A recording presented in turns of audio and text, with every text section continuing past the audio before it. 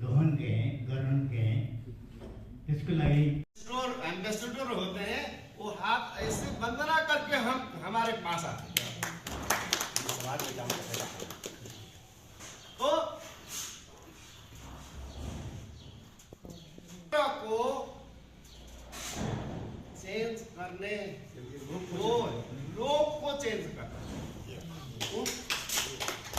श्रीलंका में वो पैदा हुए बौद्धिस्ट समाज में पैदा हुए, वो उन्होंने बौद्धिस्ट संस्कार उन्होंने सीखा। हाँ, तो आज एम्बेसडर से पहले वो बौद्धिस्ट बन चुके थे। तो इसलिए जो है अब हम नेपाल के लोग को जो बौद्ध धर्म को अनदेखा कर रहे हैं, उनको हम चेंज कर। इसका मतलब कि जो दर्शन था उनको अपने अज्ञानता बस वो पांचों व्यक्ति छोड़ के चले गए थे कि ये तो खा लिया, खाना पीना शुरू कर दिया, ये क्या सत्य की खोज करेगा। लेकिन उनको पता था कि उनको सही चीज की समझ नहीं, इसलिए उन्हें छोड़ के चले गए। लेकिन जब वो ज्ञान प्राप्त कर लिए तो उन्हीं पांचों को ढूंढा उन्होंने है। और उनके दर्शन को फैलाने वाला व्यक्ति कहां पैदा हुआ, हम कहां पैदा हुए, तो वो विषय नहीं है। बाकी जो सच्चाई है वो सच्चाई रहेगी, उस पर कोई सवाल नहीं है। भगवान को कहां पैदा हुआ, कभी वस्तु है तो कभी वस्तु है।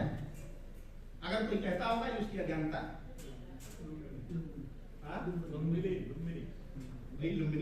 लुम्बिनी पैदा हुआ, कोई कहता है उल्टा पुल्टा कुछ भी, ये उसकी अज्ञानता। किसी का सवाल क्या था, कितने अंग्रेजों ने खोजा जगह जगह, बहुत सारे शिलालेख उस समय भी खोजे गए। आज हम लोगों ने भी कई शिलालेख खोज निकाला है, जो मुझे पता नहीं था। अभी एक हम लोग का कार्यक्रम होता है मठ मोरिया महोत्सव, हमारे प्रबंधक महोदय बैठे हुए हैं, जहाँ इनका गांव है, इन्हीं के बगल में 9 लाइन का लिखा हुआ एक शिलालेख अभी मिला है। इतनी परेशानी से हम लोग खुद पहुंचे थे, कई पहाड़ों को पार करने के बाद एक ऐसी कंदरा में था, मैं खुद भी उसमें था, पूरा पैंट शर्ट निकाल के ऐसे के उन्हीं के बल पे ऐसे चलते हुए, मतलब ऐसे वो पहाड़ी में था कि सीधा खड़ा हो नहीं जाता। तो हम पूरा शर्ट पैंट निकाल दिए, अंडरवियर पर हो करके ऐसे ऐसे ऐसे ऐसे करके अंदर घुसे, और अंदर जाके देखे तो पूरा खाली जगह 9 लाइन का शिलालेख वहां मिला। तो अभी मिला। ऐसे ही उसके पहले 30-32 करीब पहले की अशोक का स्तंभ है, बहुत सारे शिलालेख भी खोजे चुके हैं। कम से कम 84,000 जो स्तूप और बुद्ध विहार थे, इसमें 60,000। तो हम लोग आ रहे थे, नेपाल घूम रहे थे, तो बोले कि बिहार का नाम बिहार है, लेकिन बिहार तो ज्यादा नेपाल में, यहाँ कई शहर में इतना ज्यादा बिहार है, तो बिहार तो असलिए बिहार है, लेकिन बिहार का नाम बिहार पड़ गया है। तो 60,000, ऐसा इतिहास कहता है कि 84,000 में 60,000 बिहार केवल बिहार में, बिहार प्रांत, शायद उसी के नाम पर उस प्रांत ही का नाम बिहार हो गया। तो मैंने एक बार वहां के चीफ मिनिस्टर से चर्चा किया कि जो बिहार की स्पेलिंग है BIHAR, अगर बी को हटाकर भी कर दे तो क्या रहेगा, बी को हटा के भी कर दिया जाए तो क्या होगा, तो क्या हो जाएगा, एक अक्षर बदल देने से संस्कृति बदल, पूरी संस्कृति बदल जाएगी। ठीक उसी तरह जिंदगी बीत जाएगी। मैं तो कभी कभी ऐसा महसूस करता हूँ कि इतना 28 साल अध्ययन करने के बाद, काम करने के बाद भी ऐसा लगता है कि मैं गधे पैदा हुआ था और गधे मर गया। ऐसा महसूस हो रहा है, इतना हम महासागर में हम घुसे हुए हैं। भगवान कोई था लगा सकता है, कोई था लगा सकता है, मतलब इतना सब कुछ लगता है, कुछ नहीं जानते हैं अभी तो कोई नॉलेज हम लोगों को नहीं है। और भगवान बुद्ध का धर्म तो ज्ञानी होने का धर्म नहीं है। आपके जीवन में बदलाव नहीं आता, आपका व्यवहार नहीं बदलता, आपका संस्कार नहीं बदलता, आपकी जीवन शैली नहीं बदलती, तो रट के बैठने से कुछ होने वाला। तो इसको लेकर हमें कोई संदेह नहीं होना चाहिए। और धम्माचरण, और अशोक की जो लिपि है उसका नाम धम्म लिपि, आज उसको ब्राह्मी लिपि के नाम से कहा जाता है, लेकिन एक्चुअल उनका नाम धम्म लिपि। क्यों? क्योंकि जो ब्राह्मणी लिपि है उसके पहले उसका नाम देवनागरी लिपि था, और देवनागरी से पहले नागरी लिपि था। तो उसी का नाम पहले नागरी, फिर देवनागरी, फिर ब्राह्मी। अब ब्राह्मी लिपि जब हो गया तो अशोक का शिलालेख कहा जाता है कि ब्राह्मी लिपि में लिखा जाता है, सब लोग बोले हुए हैं। तो ब्राह्मी लिपि में क्यों कहा गया कि ब्राह्मी लिपि अगर कह देते हैं तो इसको ब्रह्म का शिलालेख कहा जा सकता है। आप अगर कभी जाएंगे तो जहां से सम्राट अशोक लाटें निकलवाते थे काटकर, आज भी वहां सैकड़ों लाट पड़ी है जो राउंड करके छोड़ी गई है, जो अशोक लगवा नहीं पाए आज भी, इस समय भी चुनाव। हाँ, बहुत सारे ऐसे स्तंभ हैं जो राउंड करके छोड़ दिए गए हैं, वहां से ला नहीं गए, वहीं काट पड़ेगा। आज जाके देख सकते हैं, इस समय भी सोशल मीडिया पर। तो इस मामले में सम्राट अशोक का थोड़ा अलग समझा। हम मीडिया पर कम, सोशल पे काम ज्यादा करते हैं। अशोक क्लब्स में थोड़ा अलग सा काम करता है, हम सोशल पे काम ज्यादा करते हैं, मीडिया पे काम नहीं करते। क्यों? क्योंकि मीडिया पर जब काम करूंगा तो हमारे लोग ही मीडिया पर नहीं है, हमारे लोग खेत में काम करने वाले लोग हैं, और दिन भर खेत में काम करता है, उसको मीडिया पर जाने की फुर्सत नहीं है। और जो सवाल खड़ा करना इसीलिए है क्योंकि सोशल मीडिया पर हल्ला मचाने से कुछ नहीं होगा। जिन तक बात पहुंचनी चाहिए वो सोशल मीडिया पर है नहीं है। जिन तक हमें ये बात पहुंचानी है वो लोग सोशल मीडिया पर है ही नहीं है। गांव में है, खलिहान में है, खेत में काम कर रहे हैं, उनको फुर्सत ही नहीं मीडिया पे जाने की।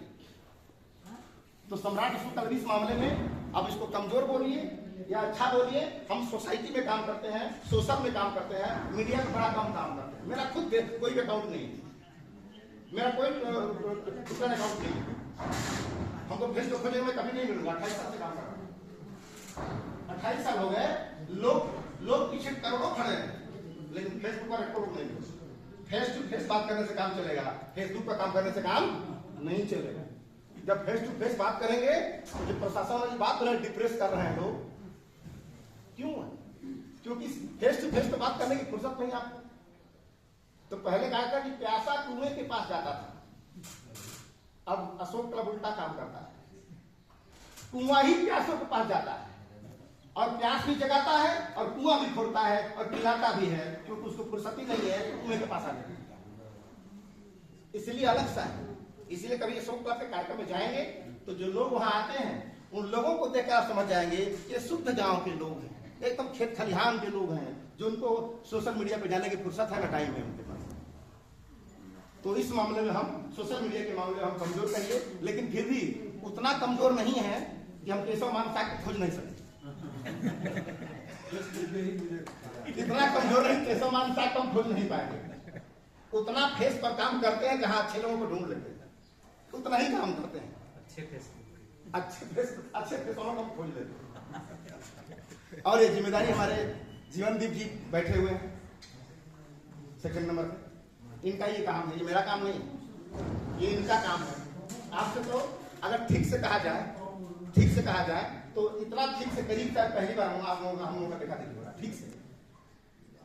जबकि संपर्क में हम लोग कितने दिन से, बहुत दिनों से।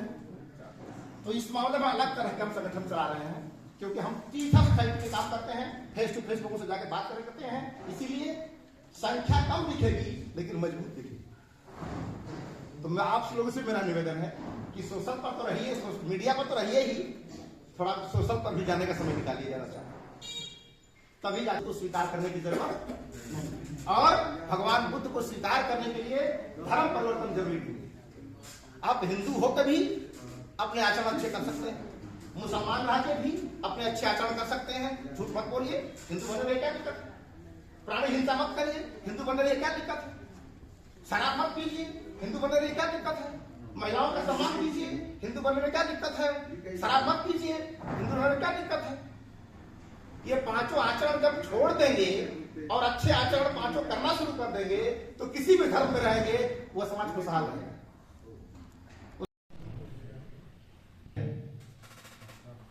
यहाँ जब तक संतुष्टि न मिल जाए तब तक आपको स्वीकार करने की जरूरत नहीं है। और ये सवाल पैदा होना चाहिए, कर रहे थे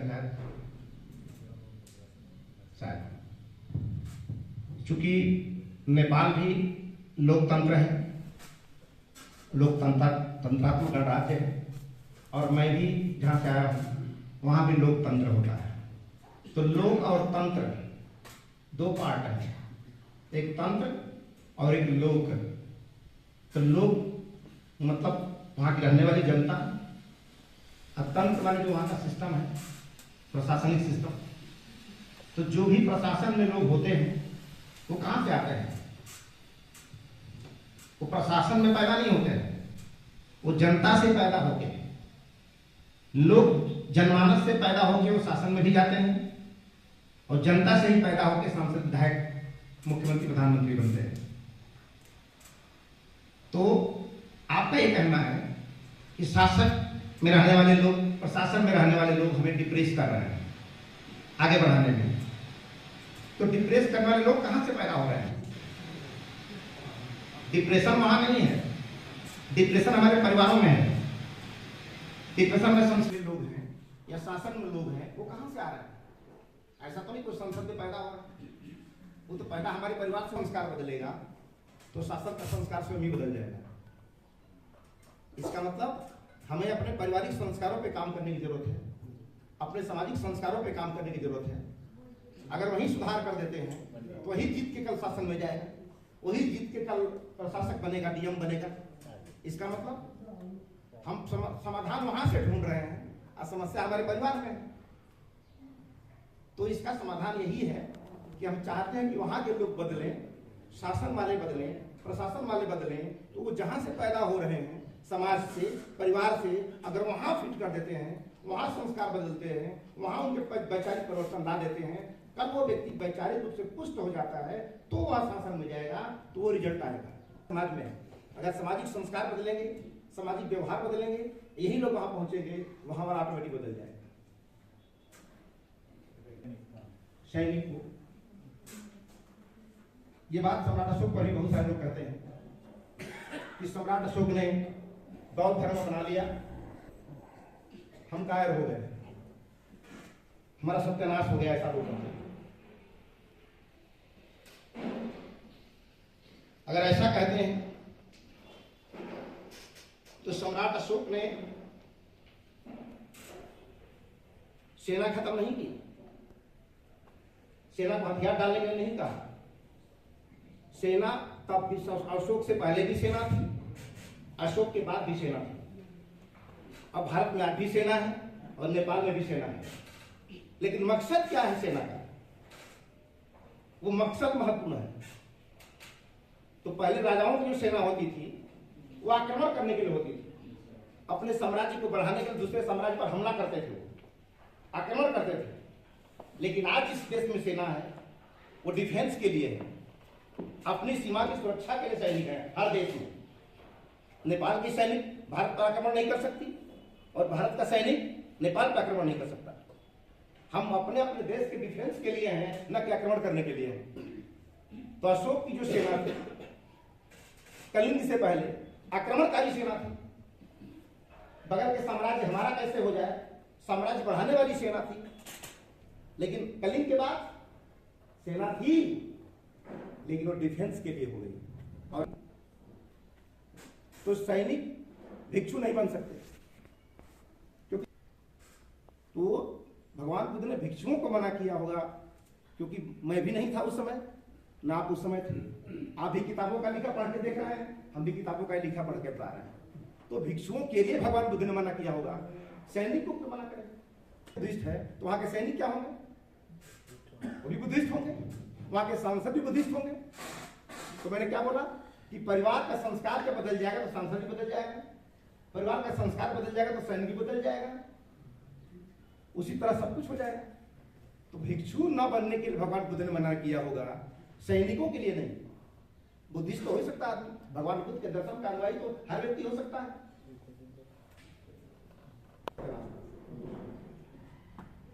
हमारे दिमाग से अंदर चिंतन करने की क्षमता, विश्लेषण करने की क्षमता खत्म हो गई। तो ये दिमाग में हमको नहीं रहना चाहिए कि डिफेंस का विरोधी है भगवान बुद्ध का।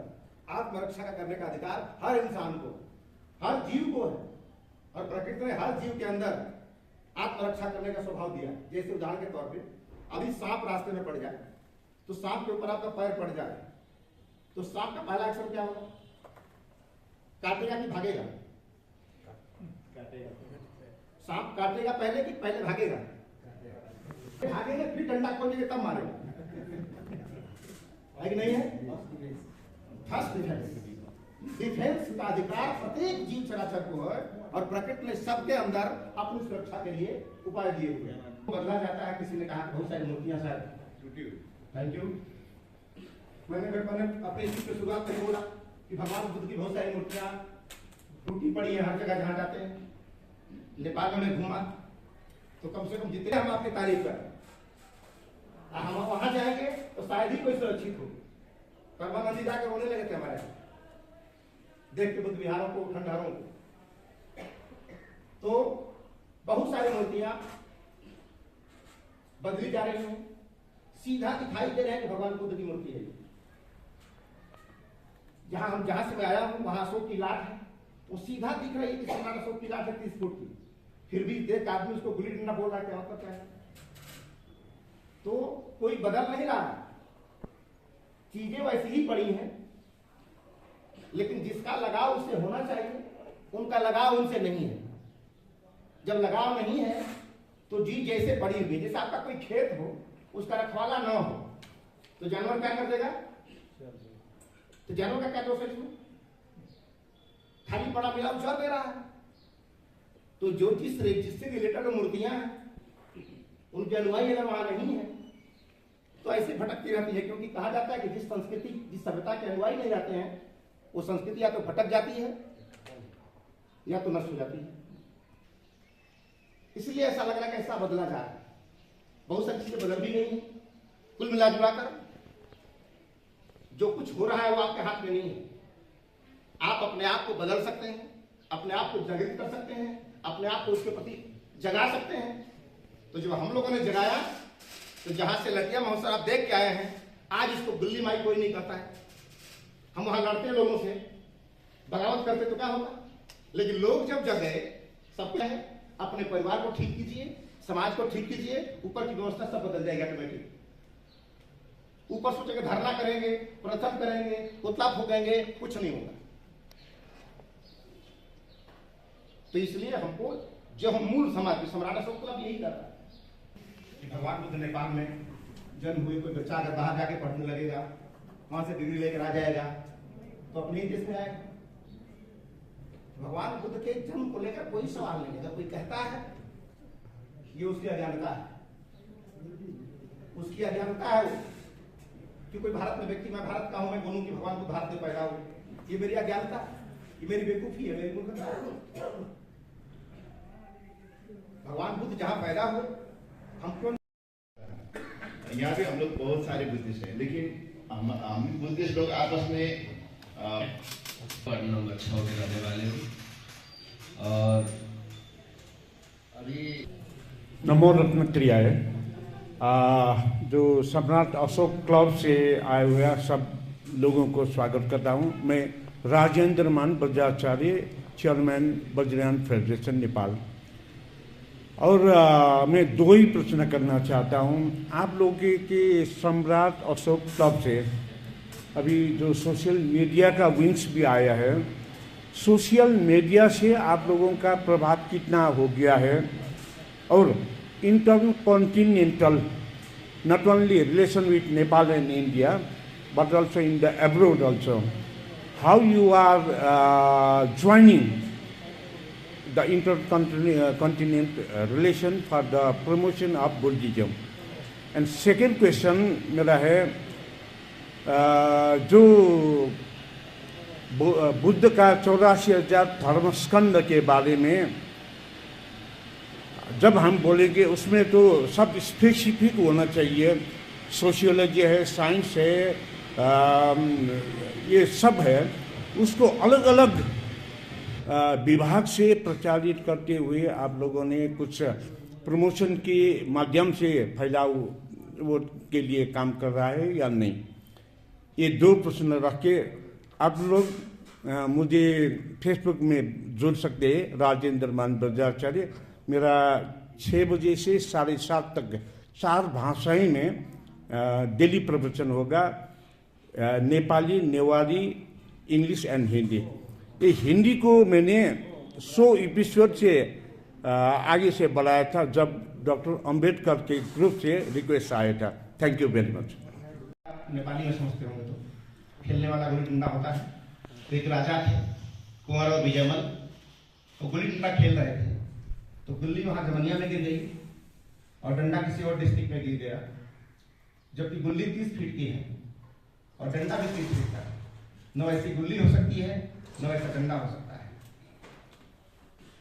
लेकिन मैं आभारी हूं जेम्स प्रिंसेप का, कनिंघम का, रूरर का, विलियम जोन्स का, उन समस्त अंग्रेज इतिहासकारों का जिन्होंने खंडहरों में दबे हुए, जमीन के अंदर दबे हुए भगवान बुद्ध और उनसे जुड़ी संस्कृति को जमीन से खोद के बाहर निकाला और हमको बताया कि हम कौन हैं। हमें बताया कि हम कौन हैं।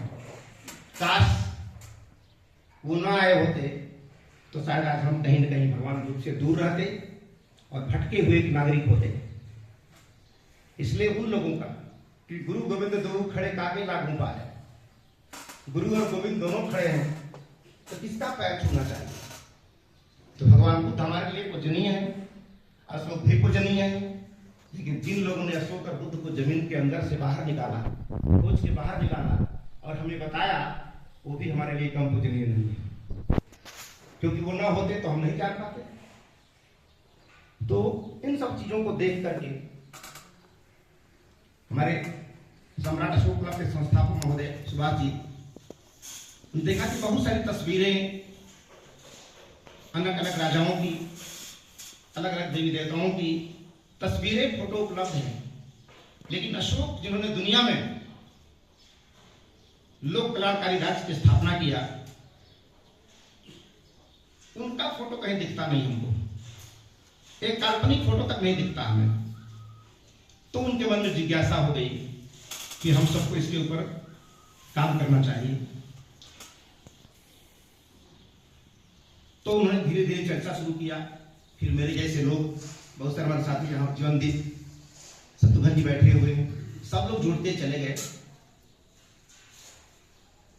और एक एक गांव